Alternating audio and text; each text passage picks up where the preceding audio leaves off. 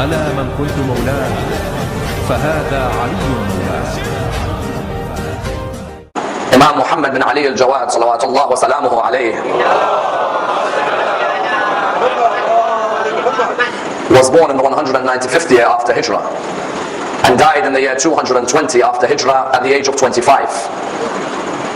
He is revered as being the embodiment of knowledge, wisdom, humility and patience, and indeed a leader whose life has to be examined in great depth, for there are so many practical lessons to be learnt and so many theological principles to be derived from his leadership. You find that Imam Muhammad bin Ali al-Jawad's period of Imamah was a period in which there was a greater understanding as to the position of the Imam, as to the principles that are the basis of an Imam. And indeed he is a role model for youth and elders alike. And the idea that he died at the age of 25, which would mean that he would be an exemplar not only for adults but even for people who are still in their 20s. Unfortunately, many in their 20s are not able to discuss the life of Imam al-Jawad. You'll find that Imam al-Jawad, there are many who have not scrutinized his life in depth.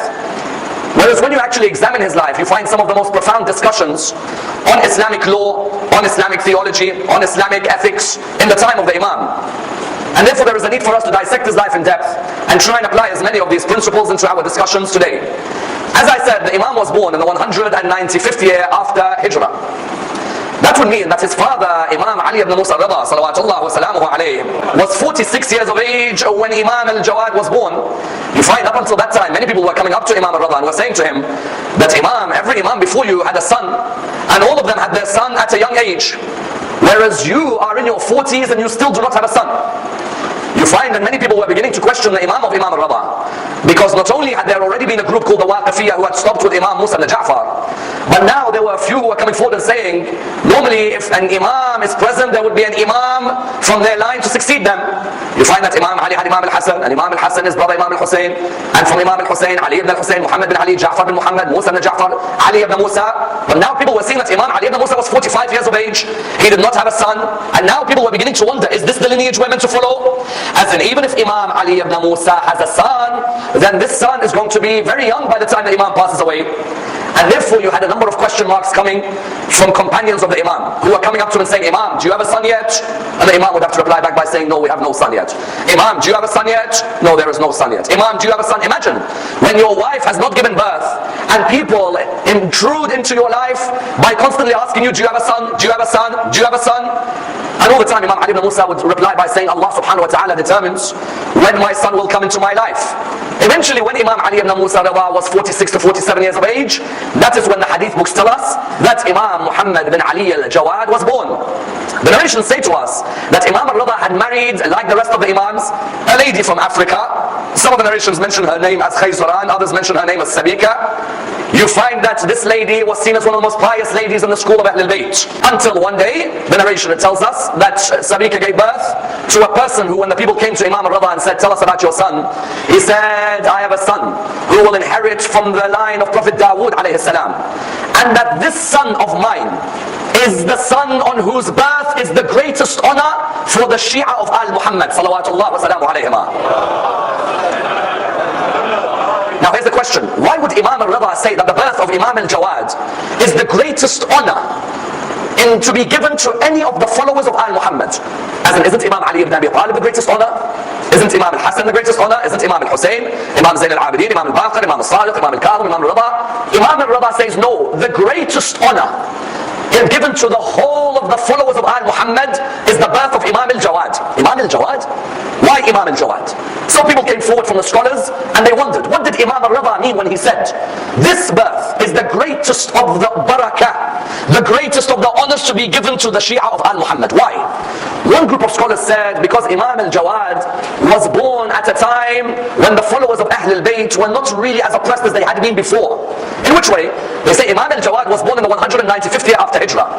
Al-Ma'mun at that time was not acting in an oppressive manner towards the followers of Ahlul Bayt. They say firstly, Al-Ma'mun was more concerned with capturing Yemen, was concerned with capturing Mecca, was concerned with Baghdad being in his hands. Hence the killer of his brother Al-Amin and the instigator Tahir bin Hussein was sent by Al-Ma'mun. Number two, they say Al-Ma'mun returned Fadak back to Al-Muhammad, which is true. Harun al-Rashid, when he took Fadak, as you know, Fadak, when it left Fatima al-Zahra, it was part passed from one Khalifa to another. One Khalifa gave it to another. Umar bin Abdul Aziz gave it back to Ahlul Bayt. Al-Mansur al-Dawaniqi, Harun al-Rashid took Fadak back to themselves. When Al-Ma'mun came in, Al-Ma'mun looked at Fadak. He asked, where are the sons of Fatima al-Zahra? They replied to him, these are the sons. He says, what are the arguments that they put forward for the land of Fadak? The sons came forward and said, number one, the land of Fadak was given to the Holy Prophet, was given by the Holy Prophet to Sayyida Fatima in her lifetime, and therefore it doesn't come under the laws of inheritance. Inheritance is that which you receive after you die. The Prophet gave it to Fatima in his lifetime. And Ma'mun said, did Fatima provide any witnesses? The reply was yes. And Ma'mun said, who? The reply was, she provided Ali ibn Abi Talib. He said, so why wasn't he accepted? They said to him, because the Khalifa of the time said Ali is her husband. So Al-Ma'mun said, did she provide anyone else? They said yes. Said who? Said Hassan and Hussein. So Al-Ma'mun said, why weren't they accepted? Said because Hassan and Hussein were too young. Did they provide anyone else? He said yes, Ayman. Al-Ma'mun said, why wasn't she accepted? The reply was, she was a non-Arab, and in those days the witnessing of a non-Arab would not be accepted. And Al-Ma'mun said, none of this makes sense to me. Fadak goes back to the sons of Fatima al-Zahra. That was number two. Number three, Al-Ma'mun began the praise of Ali ibn Abi Talib and started telling people about the worst of Muawiyah ibn Abi Sufyan. He would say to the people that there is none in equality to Ali son of Abu Talib, and that there is no one worse in the history of Islam like Muawiyah ibn Abi Sufyan. Now someone asks, why was Al-Ma'mun saying this? Because he believed in this? No, Al-Ma'mun wanted power. And the best way to get power in those days was by what? Was by giving every case of injustice against Ahlul Bayt back to them. So the first opinion of the scholars is that when Imam al-Rida says the greatest honor given to the followers of Al-Muhammad is the birth of Imam al-Jawad, is that because in the time of Imam al-Jawad, when Imam al-Jawad was born, the followers of Ahlul Bayt were being treated very well. That we reject. Why? Al-Ma'mun, because he was giving all of this back, does not mean Al-Ma'mun was treating them well. Al-Ma'mun was still having prisons where they would be killed. Behind closed doors they would be executed. Yes, publicly these were announcements to win favor, but privately Al-Ma'mun was still killing. And Al-Ma'mun decided to cover this up. He covered it up how? He knew he had poisoned Imam al-Rida, so he tried to cover up the whole poisoning. So the question is then, why would Imam al-Rida say the greatest birth, which was an honor to Al-Muhammad, was the birth of Imam al-Jawad? Oh, Imam al-Rida, Ali ibn Abi Talib is the greatest birth. Imam al-Hasan, Imam al-Hussein. What do you mean Imam al-Jawad is the greatest honor? Because Imam al-Rida was saying, up until the point of Imam al-Jawad, many people were still not certain that Imamat was a special position. They had seen Imam Ali becoming Imam at 33. So they said his knowledge is not special. 33, you can learn the Quran, you can learn Hadith up till 33. They saw Imam al-Kadhim becoming Imam at 20. They said 20 is not special. Someone who's clever, who is memorized, they can learn Hadith. They saw Imam al-Rida becoming Imam at 35. They said 35 is not special. Anyone can become knowledgeable at 35. When Imam al-Rida said the greatest honor for our Shia was the birth of Imam al-Jawad, it's because Imam al-Jawad at the age of 8 highlighted how Al-Muhammad's knowledge was completely higher than everybody else around them. Before that time, nobody had ever heard of an 8-year-old Imam. And I ask you sincerely, if you were a follower of Al-Muhammad in those days, ask yourself sincerely, you are a follower of Al-Muhammad in those days, and Imam al-Rida says to you, when I pass away, my young son Al-Jawad is going to be my successor. Would you accept an 8-year-old as your Imam? Would you or no? Some will say, of course, I listen to anything my Imam says. I'm telling you that there would be many of us who would look and think, hold on, this young boy is going to teach me about Islam. I remember a narration where someone comes to Imam al-Rida and says to him, oh Imam, when you weren't having children at the age of 45, we kept on saying, where's your son? Where's your son? Now that you have a son, can you tell us who's the Imam after you? Imam al-Rida used to give a distinction to Imam al-Jawad. Do you know what it was? From the age of 2, he used to call him Aba Ja'far. 2 years old. Aba Ja'far. So Imam looked at his companion and he said, the Imam after me is this one, Aba Ja'far. The person looked at him and he said, Imam, he's 3 years old. How long is he going to be until he's an Imam? At 3, what type of knowledge will he have? Imam al-Rida looked and he said, Jesus spoke from the cradle, and no one doubted this, so why should you doubt if this one is chosen by Allah subhanahu wa ta'ala? Did any Muslim, when they read the Quran, did you see any Muslim say that how could Jesus answer questions like this? No. But the funny thing about the Muslim world sometimes, we may have so many principles from the Quran, but we never apply them again. But what you find? You find Imam al-Jawad became an Imam at the age of 8. When Imam al-Rida said the greatest honor, it's because Imam al-Rida was saying that the complete foundation of Imamah is now cemented. Because when someone asks us, what's your attributes of Imamah? We say 3. Nas, designation from God, number 1. Number 2, Isma, infallibility. Number 3, ilm, knowledge, higher than the knowledge of all around them. Until Imam al-Jawad, people were saying, well, you know what, Imam al-Kadhim, Imam al-Sadiq, they're old, their knowledge, they probably memorized books, and they have this knowledge. When it came to Imam al-Jawad, it's the first time they were like, how is an 8-year-old answering like that? First time. And you found, you know who the first group were to question him? Is Shia. His Shia were the first to question him, because they saw Imam al-Rida died and they were asking themselves, who's the Imam? Oh, the 8-year-old. 8-year-old kid is the Imam. Ali ibn Abi Talib was 33. Musa ibn Ja'far, 20. Ali ibn Musa, 35, let's say. And now this 8-year-old is becoming Imam. Let's go and ask questions. When they got there, Abdullah, the son of Imam al-Kadhim, was there. Abdullah, son of Imam al-Kadhim, brother of Imam al-Rida, came forward and said, oh people, I am the Imam now from Al-Muhammad. The people said, what do you mean you're the Imam? He said, I was the one chosen. So the Shia came up to him and they said, well, let's ask you a couple of questions. Let's see if you can answer them. So he said, go ahead. They said, what do you say about a man who says to his wife, I've divorced you the number of stars that there are in the sky? He looked at them and he said, yes, the divorce is valid as per the 3 stars of the Gemini. What do you say, they said to him the second question, what do you say about a man who has a physical relationship with an animal? He said his hand should be cut and he should be whipped 100 times. They said, excuse me, move, you're not the Imam. Your first answer, nobody even understands what you're talking about. And your second answer, we have the books of fiqh from Imam al-Sadiq, the manuscripts, it doesn't say the same thing. Imam al-Jawad was present. They said, young man, you claim to be the Imam of the followers of Muhammad. You're the 8-year-old. He said, yes. He said, so what's the answer to our first and second question? He said, as per the one who says, I divorced my wife, the number of stars that there are in the sky. The answer is chapter 2, verse 229. That Allah subhanahu wa ta'ala says, after divorcing twice, either keep her or release her. And then there is a third divorce, and after the third divorce, it's irrevocable.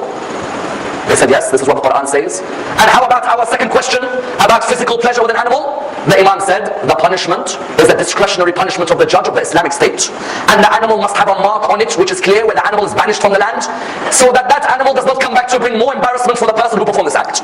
They said, very well, we accept you as our Imam. Al-Ma'mun is a problem. Imam al-Rida has died. People are saying Al-Ma'mun is the one who caused the killing of Imam al-Rida. Al-Ma'mun is now trying to cover up. Al-Ma'mun's first meeting with Imam al-Jawad, which makes him recognize that this kid is not a kid. He has something special about him. Al-Ma'mun's riding with his horses. He's with his horses. There are children sitting in the street.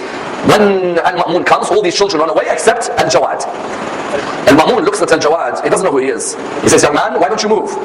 Can't you see me and my soldiers are going through the street? Imam al-Jawad, 8 years old, looks at him and he says, there's 2 reasons I'm not moving.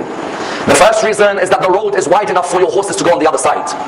And the second reason is I have not done anything wrong to you for me to run away from you. So I'll stay here, the road is wide. He said, okay.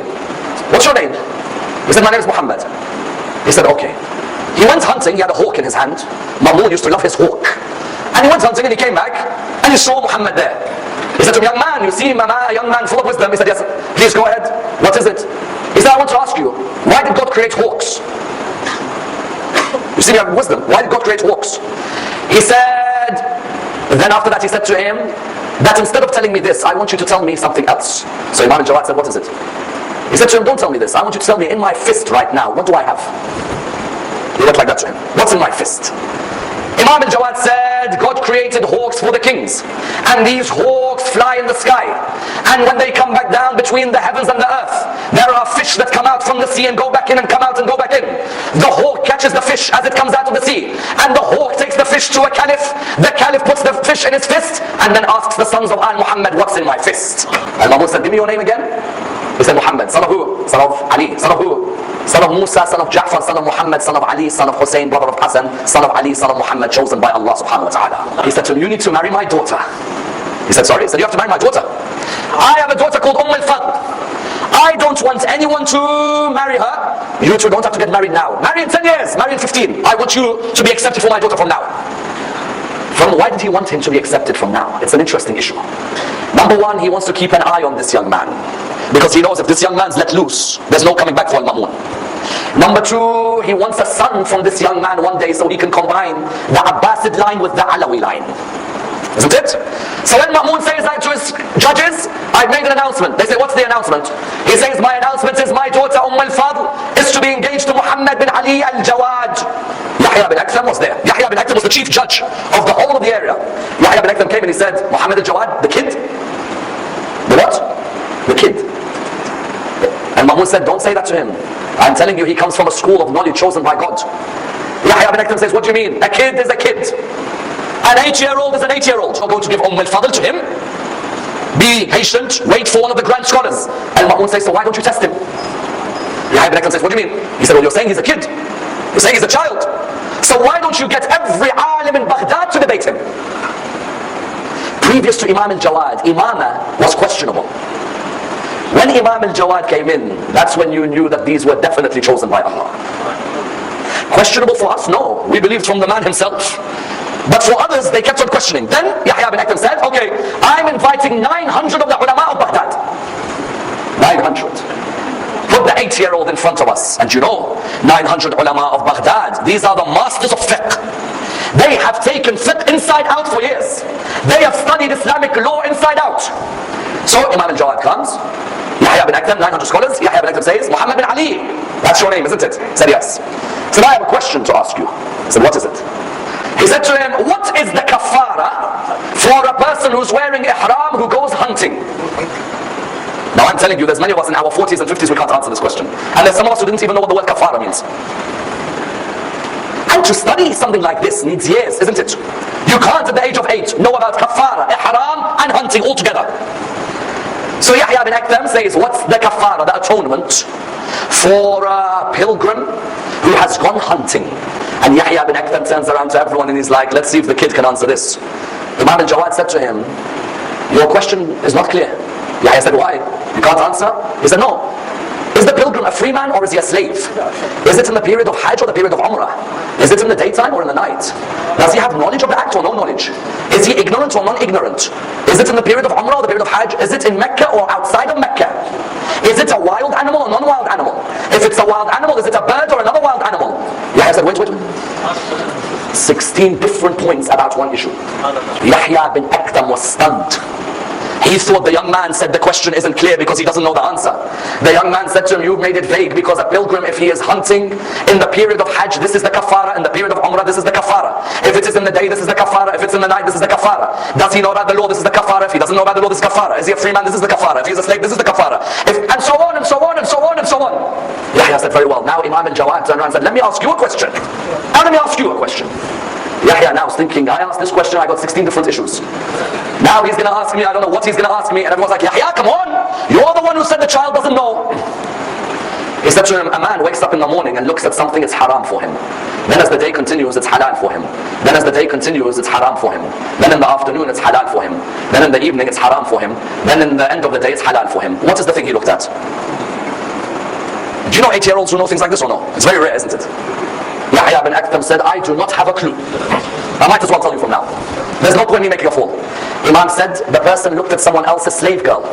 When he looked at her at the beginning, it was haram. So he purchased her, she's halal. He freed her, she becomes haram. He then married her, she becomes.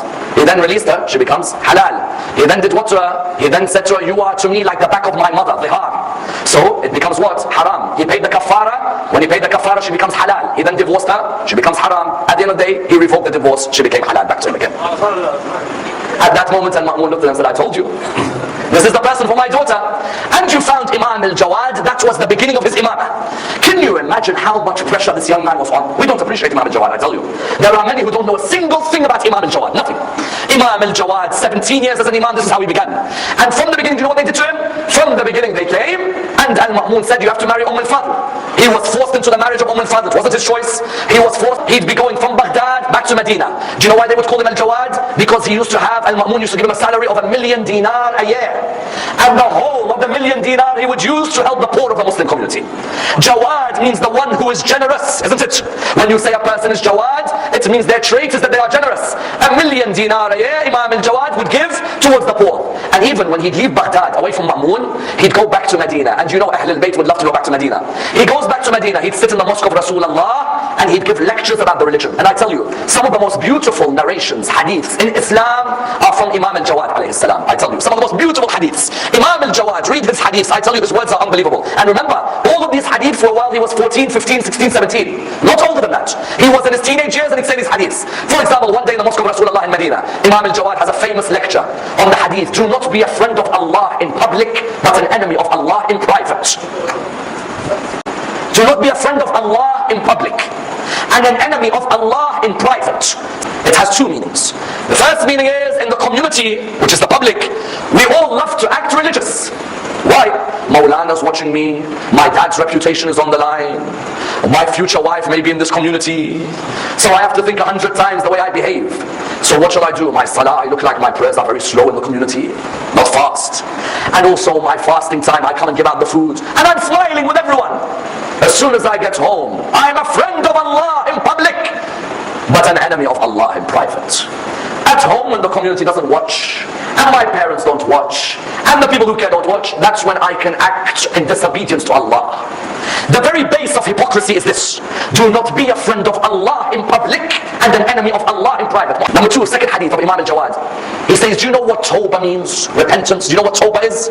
Tawbah has 4 stages according to Imam al-Jawad. Number 1, that you regret the acts you've performed in the past. Sometimes you say to someone who's a sinner, you say to him, excuse me, you know when you were young and you weren't too religious, do you regret it? No.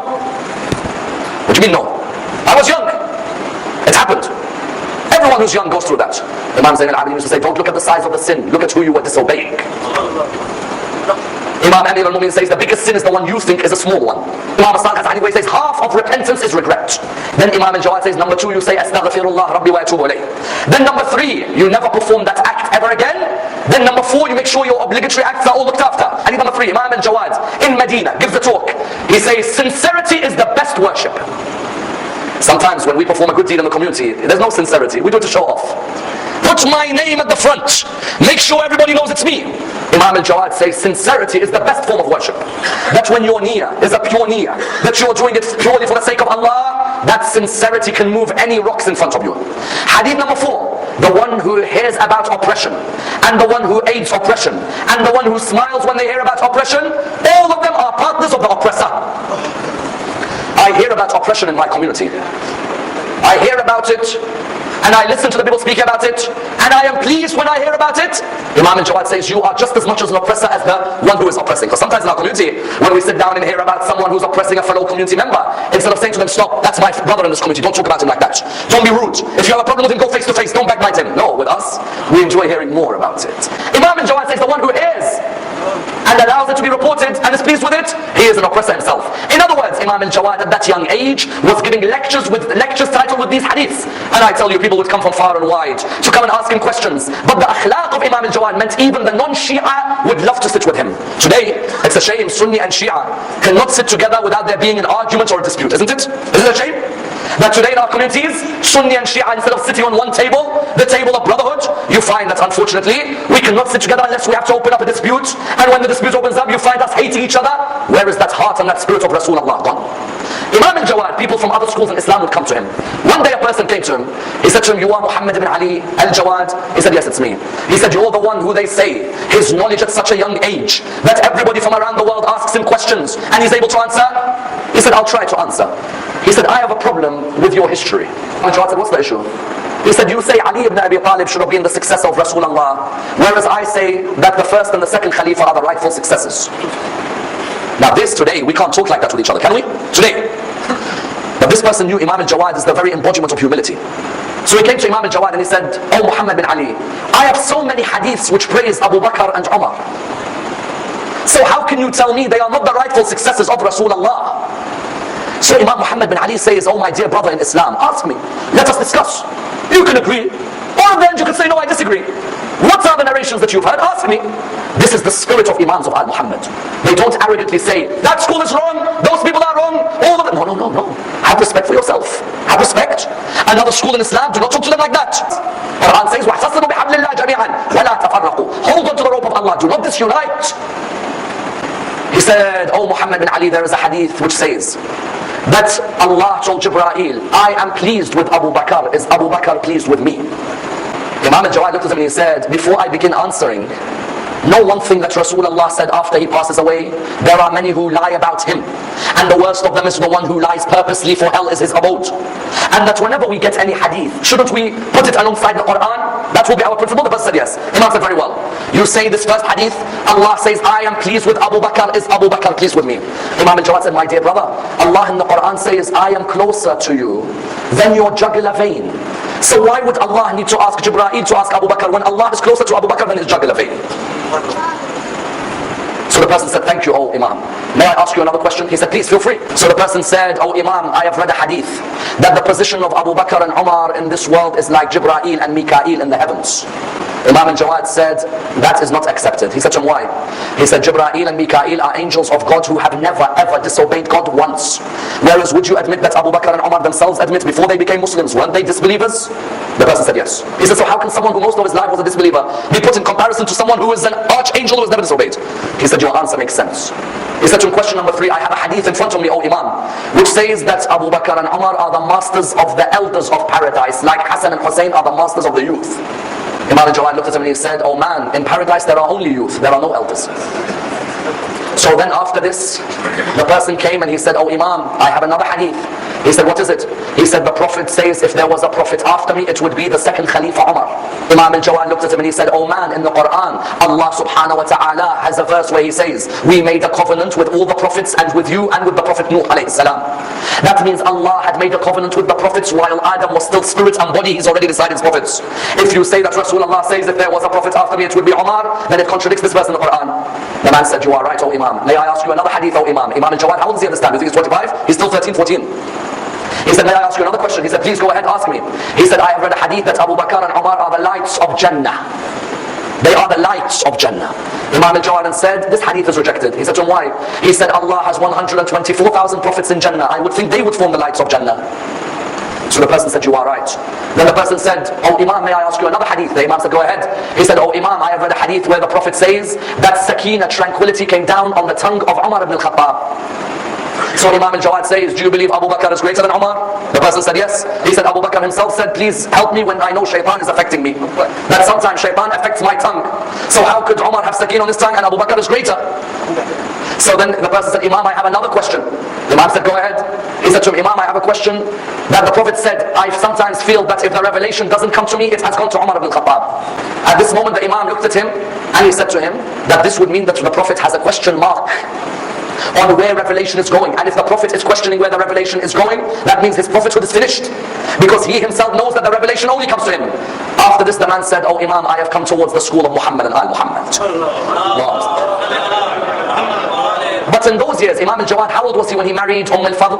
Most hadiths indicate he was around 16 years of age. Some say 15, most say 16. So they were engaged until they got married by the tigress, and Ma'mun organized a ceremony. Do you think this al-Fadl was a barakah in his life? This was a torment in his life. The only reason that Ma'mun made her marry Imam al-Jawad is he wanted a son from there. She kept on trying for a son, kept on trying. Do you think Allah would give a son to someone like this? One day she went to her father, she said, oh my father, please understand this story. She went to her father, she said, oh my father, however much we try for children, we are not having. And this man has gone off to marry someone else, and she is giving him children. But with me there are no children. And Ma'mun heard this, and Ma'mun had been drinking that night. And Ma'mun picked up a sword. al-Fadl herself narrates, my father picked up a sword. And he went to the house of Imam al-Jawad, entered the house. Imam al-Jawad was sitting with his wife and his kids. He came and struck Imam al-Jawad with the sword. So then I was sure Imam al-Jawad died. I was sure Imam al-Jawad died. She says that my father, I took him back, he was really drunk, I took him home. My father woke up the next day, he was like, what did I do with the sword yesterday? She said, you struck Imam al-Jawad. He said, I struck him, and did he die? I said, yes. He said, quickly, let's go and arrange for his body to be removed. The narration states, as they went to the house, they saw Imam al-Jawad sitting down normal. When my father looked, she said, how comes you're alive? And Ma'mun said, how comes you're alive? I struck you. Imam al-Jawad took something out. He says, this is the hairs of my grandmother Fatima al-Zahra. He says that this hairs was passed to me in the line until it reached me that this hairs protects you from everyone except Malik al-Maut. I had warned it last night when you tried to attack me, and Allah protected me because of the hairs of my grandmother Fatima. And they tried and tried until this al-Mu'tasim took over from al-Ma'mun. When al-Ma'mun died, al-Mu'tasim came in. Al-Mu'tasim in his first year did not attack Imam al-Jawad, but then it was Imam al-Jawad's knowledge that killed him. Rasulullah would say the disease of the scholars is envy. How many times do you find scholars are envious of each other? Honestly, in your own life.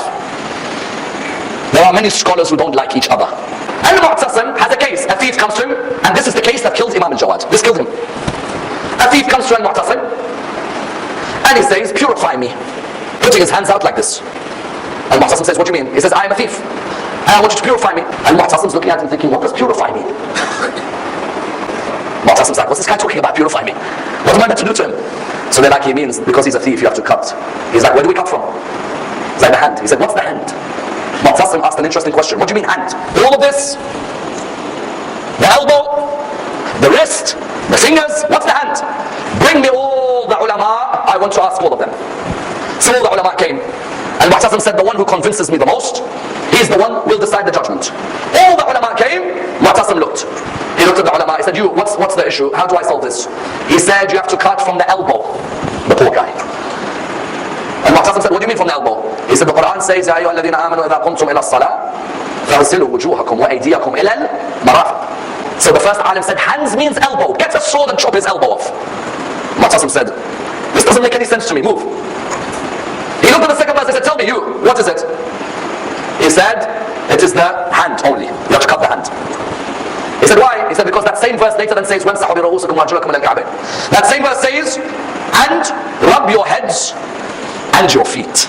And to rub, you need what? You need to make sure you are using as what? You are using your hands. So the verse refers to the hand, and that's where you cut from. And Mu'tasim said, I'm still not sure. He said, where's the young man? He said, who? He said, Muhammad bin Ali. Where is he? He's the one who answers all questions.